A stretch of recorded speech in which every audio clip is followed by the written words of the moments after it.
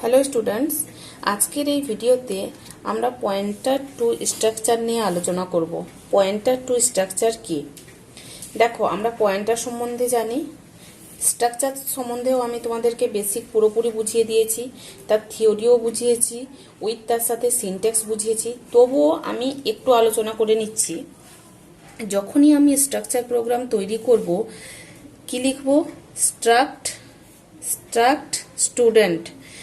Struct হচ্ছে keyword, এখানে struct keyword use করেছি আমি, এবং এখানে স্টুডেন্ট স্ট্রাকচার নেম।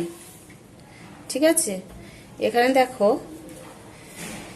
এখানে ক্যারেক্টার নেম 10, মানে এখানে আমি দুটো মেম্বার নেব, একটা হচ্ছে স্ট্রিংয়ে থাকবে আর একটা হচ্ছে ইন্টিজার, মানে একটা স্টুডেন্টের ডিটেলস নিলাম, নেম উইথ রোল নাম্বার। ঠিক আছে, তাহলে যে নেম নিয়েছি সেটি হচ্ছে স্ট্রিং ভেরিয়েবল এবং রোল হচ্ছে integer variable. Curly braces close.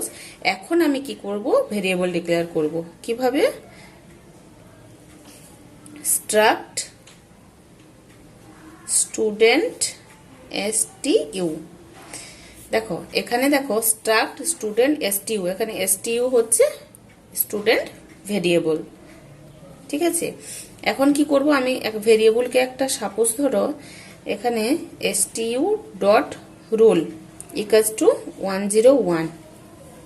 দেখো, এখানে ভ্যালু দেওয়ার জন্য বা ডিসপ্লে করানোর জন্য এখানে এই যে ডট অপারেটরের ব্যবহার করি আমরা স্ট্রাকচারের ক্ষেত্রে। আমি স্ট্রাকচারে যখন প্রোগ্রাম তৈরি করেছি আমি তোমাদেরকে দেখিয়ে দিয়েছি, কিন্তু তোমরা স্ট্রাকচার আগে তোমরা দুটো ভিডিও তার আগে বানিয়েছি। এই ভিডিওটার বানানোর আগে দুটো ভিডিও বানানো আছে, স্ট্রাকচারের বেসিক তার ডিটেলস দেওয়া আছে, উইথ তার সাথে একটা প্রোগ্রাম তৈরি করিয়েছি স্ট্রাকচারের, ওটাও আলাদা একটা ভিডিও আছে। ওগুলো দেখবে, না দেখলে তোমরা পয়েন্টার টু স্ট্রাকচার বুঝতেই পারবে না। ঠিক আছে, এখন দেখো তাহলে ডট অপারেটর কিসের জন্য ব্যবহার করা হয়? ডিসপ্লে করানোর জন্য বা ভ্যালু দেওয়ার জন্য ডট অপারেটর আমরা ইউজ করি। তাহলে এখানে STU ডট রোল, এখানে আমি কি করেছি? 101 এখানে মেনশন করেছি, রোল দিয়েছি 101 হয়েছে। তাহলে দেখো, তাহলে এটা আমি কেন তোমাদেরকে দেখিয়ে দিলাম, যেহেতু স্ট্রাকচারের যখনই আমরা প্রোগ্রাম তৈরি করব এই জিনিসটা আমার খুবই ইম্পর্ট্যান্ট স্ট্রাকচার ডিক্লেয়ার করার জন্য। তাহলে একটা স্ট্রাক্ট কিওয়ার্ড, এখানে স্ট্রাকচার কাকে নিয়ে তৈরি করছি? স্টুডেন্টকে নিয়ে তৈরি করছি। স্ট্রাকচার স্টুডেন্টকে নিয়ে তৈরি করছি, সেই জন্য এখানে স্টুডেন্ট হচ্ছে স্ট্রাকচার নেম, কার্লি ব্রেসেস, এখানে দুটো মেম্বার অ্যাক্সেস করেছি। দেখো আমি বলে দিয়েছি আগে, স্ট্রাকচারের পর কার্লি ব্রেসেসের মধ্যে যে যাই থাকুক না কেন সেগুলো প্রত্যেকটি মেম্বার হিসাবে আমরা কাউন্ট করব। তাহলে এখানে দুটো মেম্বার নিয়েছি, একটা নেম একটা রোল, এবং স্ট্রাকচার ভেরিয়েবল এখানে লাস্টে আমি ডিক্লেয়ার করেছি। হয়েছে? কিন্তু আজকে যেটা আমরা মেন টপিক আমাদের হচ্ছে পয়েন্টার টু স্ট্রাকচার। দেখো, তাহলে পয়েন্টার টু স্ট্রাকচারের ক্ষেত্রে আমি কি করব? তাহলে পয়েন্টার টু স্ট্রাকচার মানে কি? যে পয়েন্টার টু স্ট্রাকচার যখন মানে পয়েন্টার তৈরি করব স্ট্রাকচার টাইপের, যে পয়েন্টারটি তৈরি করব, আমরা আগে পয়েন্টার তৈরি করেছি, পয়েন্টার প্রোগ্রামিংও করেছি, কিন্তু আজকে যে পয়েন্টারটি তৈরি করব কিসের? স্ট্রাকচার টাইপের। দেখো তখন আমরা কিভাবে ভেরিয়েবল ডিক্লেয়ার করব? তাহলে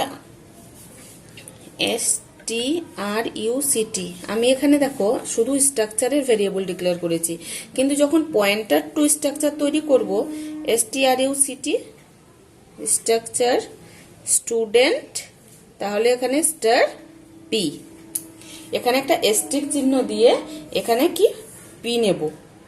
পি হচ্ছে এখানে পয়েন্টার, মানে হচ্ছে এখানে ভ্যারিয়েবল। হয়েছে?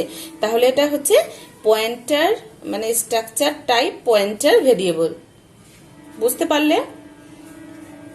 এখানে দেখো আমরা যখন নর্মাল ভেরিয়েবল, তাহলে এখানে আমাদের নর্মাল ভেরিয়েবল হচ্ছে স্টুডেন্ট অ্যান্ড পয়েন্টার ভেরিয়েবল হচ্ছে পি। নর্মাল ভেরিয়েবল হচ্ছে স্টুডেন্ট এবং পয়েন্টার ভেরিয়েবল হচ্ছে পি। যখন পি কে নর্মাল ভেরিয়েবলের অ্যাড্রেস দেব, সেই অ্যাড্রেস ইউজ করে মেম্বার অ্যাক্সেস করব আমরা। তাহলে যখনই আমি পি কে আমি পয়েন্টারকে কি করব? নর্মাল ভেরিয়েবলের অ্যাড্রেস প্রদান করব, তখনই আমি কি করব? প্রত্যেকটি মেম্বারগুলিকে অ্যাক্সেস করতে পারবো। তাহলে সেটি কিভাবে দেব, আমি সিনট্যাক্স লিখে দিচ্ছি।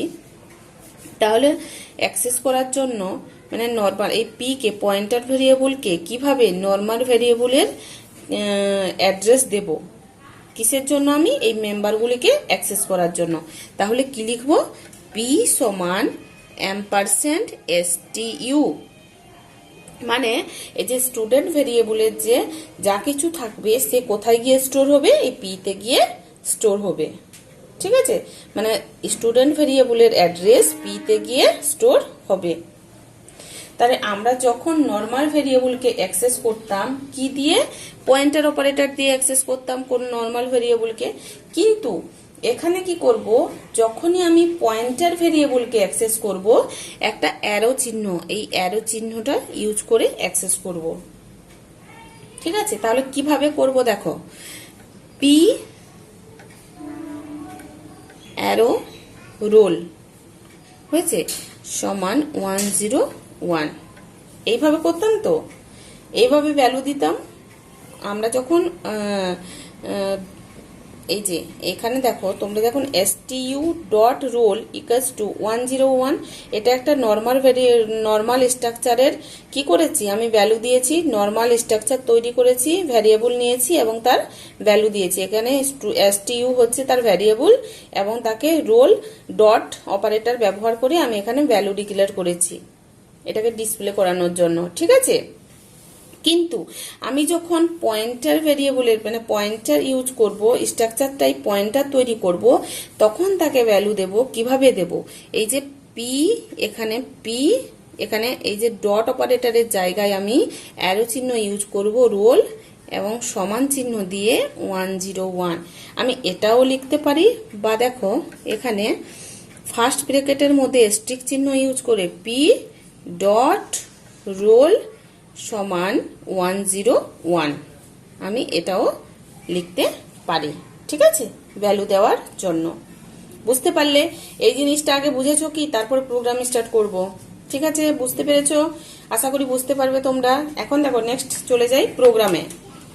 আমি একটা প্রোগ্রাম তৈরি করব, এখানে স্ট্রাকচার টাইপকে পয়েন্টার বানাবো উইথ তার সাথে মেম্বারগুলিকে অ্যাক্সেস করব। স্ট্রাকচার টাইপকে পয়েন্টার বানাবো এবং মেম্বারগুলিকে অ্যাক্সেস করব।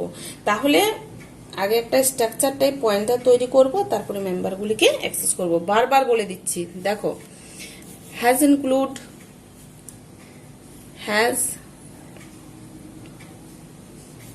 ইনক্লুড stdio.h, আবার হ্যাজ ইনক্লুড হেডার ফাইল দিচ্ছি। এগুলো নিয়ে নতুন কিছু বলার নেই। conio.h, চলো স্ট্রাকচার তৈরি করব, স্ট্রাক্ট struct স্ট্রাক্ট, এখানে নিয়েছি স্টুডেন্ট, হয়েছে, ব্র্যাকেট স্টার্ট, ওই একই, এখানে দুটো মেম্বার নিলাম, একটা হচ্ছে মেম্বার নাম স্ট্রিং ক্যারেক্টার, এখানে 20 অ্যারের মধ্যে রাখলাম, মানে হচ্ছে যে নেমটা নেব 20 ক্যারেক্টারের মধ্যে নেমটি লেখা হবে, এবং ইন্টিজার টাইপের একটা রোল নিচ্ছি। হয়েছে, এখানে দেখো আমি কি করলাম, তাহলে এখানে ভ্যারিয়েবল ডিক্লেয়ার মেন ফাংশনের মধ্যে আমি কি করব, তার ভ্যারিয়েবল ডিক্লেয়ার করব। ঠিক আছে, সেই জন্য আমি এখানে কার্লি ব্রেসেস, এখানে কার্লি ব্রেসেসের স্ট্রাকচারের এটা নিয়ম আছে, কার্লি ব্রেসেসের পরে একই লাইনে ভ্যারিয়েবল ডিক্লেয়ার করার পর তুমি সেমিকলন দেবে। কিন্তু আমি করব কি, ইন্ট ফাংশনের মধ্যে আমি মেন ফাংশনের মধ্যে এখানে ভ্যারিয়েবলটা ডিক্লেয়ার করব। সেই জন্য আবার স্টার্ট করছি, ইন্ট ভয়েড ম্যান বা ইন্ট ম্যান কার্লি ব্রেসেস, দেখো struct স্ট্রাকচার, আগে ভ্যারিয়েবল স্টুডেন্ট STU। ঠিক আছে, এখানে একটা ভ্যারিয়েবল ডিক্লেয়ার করেছি, এটা হচ্ছে নর্মাল ভ্যারিয়েবল, কিন্তু আমাকে কি করতে হবে, পয়েন্টার ভ্যারিয়েবল তৈরি করতে হবে। তাহলে আবার লিখি struct স্ট্রাক্ট স্টুডেন্ট স্টার বা স্ট্রিক পি, এটা হচ্ছে পয়েন্টার ভ্যারিয়েবল। হয়েছে, এখন কি করব, আমি পয়েন্টার ভ্যারিয়েবলকে কি করব, স্টুডেন্টের ভ্যালু অ্যাক্সেস করব। তাহলে কি করব, পি সমান অ্যাড্রেস অফ STU, এই যে এসটি স্টুডেন্টের অ্যাড্রেস কোথায় গিয়ে স্টোর হবে, পি তে গিয়ে স্টোর হবে। এখন চলো একটা মেসেজ দিই, printf new line enter student name, enter student name হয়েছে। আবার স্ক্যানএপ,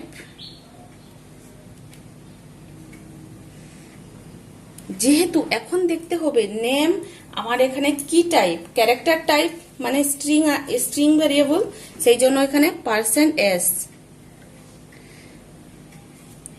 কমা পি। দেখো পি কে আমরা কি করতাম, কিভাবে ভ্যালু দিতাম, পি এখানে যখন আমি নর্মাল ভেরিয়েবলের ভ্যালু দিতাম STU ডট রোল এইভাবে লিখতাম, কিন্তু এখানে কি করব, পি অ্যারো চিহ্ন, যেহেতু পয়েন্টার ভেরিয়েবল সেই জন্য পি অ্যারো এখানে নেম অ্যারো চিহ্ন দেব, হয়েছে। আবার প্রিন্টএফ এখানে new line enter student roll number নেব। এখন দেখে নেব আমি রোলটা কি ভেরিয়েবল, কি ডাটা টাইপ, কোন ডাটা টাইপে আছে, ইন্টিজার ডাটা টাইপ, সেই জন্য %d কমা এম্পারসেন্ট, এখানে দেখো %d এম্পারসেন্ট পি রোল হয়েছে, যেহেতু ইন্টিজার ডাটা টাইপ সেই জন্য %p রোল হয়েছে। এখন দেখো প্রিন্টএফ নিউ লাইন দিলাম, এখানে এখন আউটপুট নেব, আমি আউটপুট নেব, এখানে একটা আউটপুট নিলাম। আবার প্রিন্টএফ যেহেতু ডিসপ্লে করবে, আউটপুটটি এখানে ডিসপ্লে করবে, সেই জন্য new line /t student roll number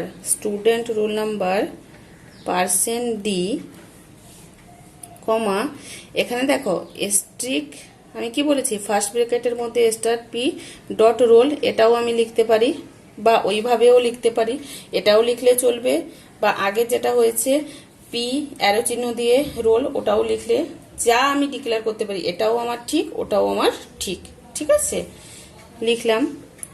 আবার চলো printf new line /n/t student /n হচ্ছে এখানে নিউ লাইন, হ্যাঁ, এখানে স্টুডেন্ট একটু রোল নাম্বার নিয়ে নিয়েছি আমি, এখন স্টুডেন্ট নেম, তাহলে এটা স্ট্রিং টাইপ সেই জন্য %s ডবল কোড ক্লোজ করব, কমা দেব, আবার ব্র্যাকেটের মধ্যে *p ডট এখানে কি নেব, নেম, রোল নাম্বার নেওয়া হয়ে গেছে এমন।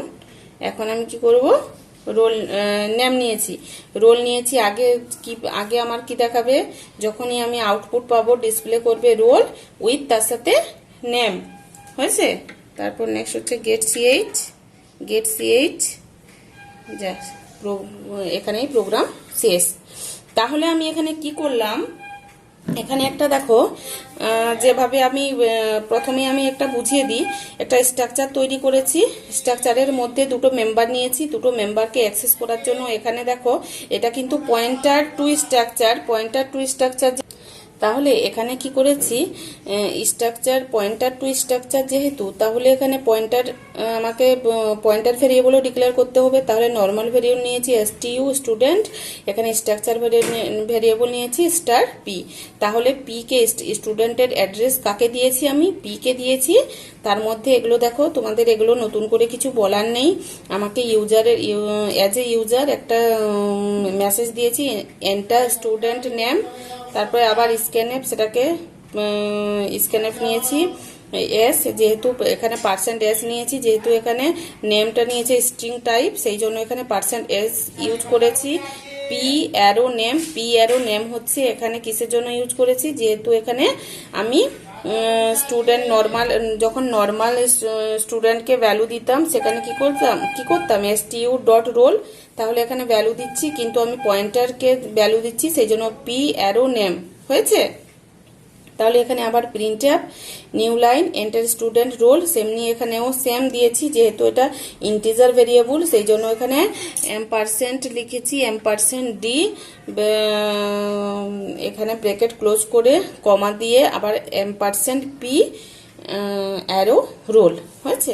এখন কি করব, আমি একটা মেসেজ দেব আউটপুটের জন্য, এখানে ডিসপ্লে করানোর জন্য, সেই জন্য ফাইনালি এখানে ডিসপ্লে করিয়েছি প্রিন্টএফ স্টুডেন্ট রোল নাম্বার। এটা দেখো আমি এখানে ভ্যালু এইভাবেও দিতে পারি, এইভাবেও দিতে পারি, হয়েছে। তাহলে আশা করি তোমরা এই প্রোগ্রামটা বুঝতে পেরেছো।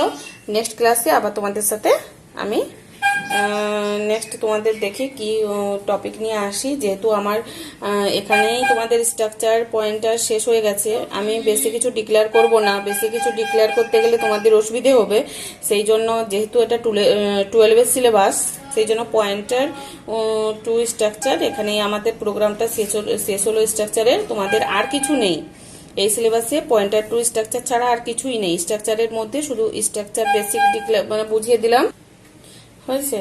তাহলে স্ট্রাকচার বুঝিয়ে দিয়েছি, উইথ তার সাথে কি করেছি আমি আগে যে একটা প্রোগ্রাম দেখিয়ে দিয়েছি স্ট্রাকচারের প্রোগ্রাম, এখন তোমাদের সাথে পয়েন্টার টু স্ট্রাকচারের সিনট্যাক্স বুঝিয়ে দিলাম, উইথ তার সাথে একটা প্রোগ্রাম করিয়ে দিয়েছি, হয়েছে। 12-এর সিলেবাসের জন্য এতটুকু স্ট্রাকচারে যথেষ্ট, আর তোমাদেরকে এটা নিয়ে পড়ার দরকার নেই, ঠিক আছে, এতটুকুই থাক। আমি এরপর তোমাদেরকে C++ স্টার্ট